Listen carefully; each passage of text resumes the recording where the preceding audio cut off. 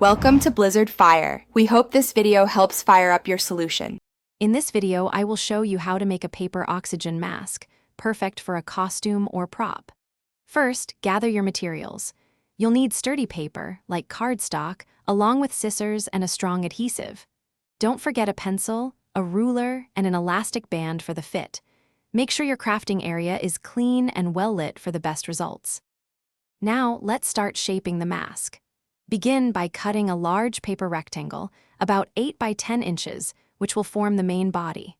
Fold this paper in half lengthwise, then carefully cut a curved shape that will fit your face. Remember to create a small opening for the nose and a slightly larger one for the mouth area. Precision here helps with comfort. Quick recommendation: if you're finding this video helpful, please hit that like button and subscribe for more fun DIY projects.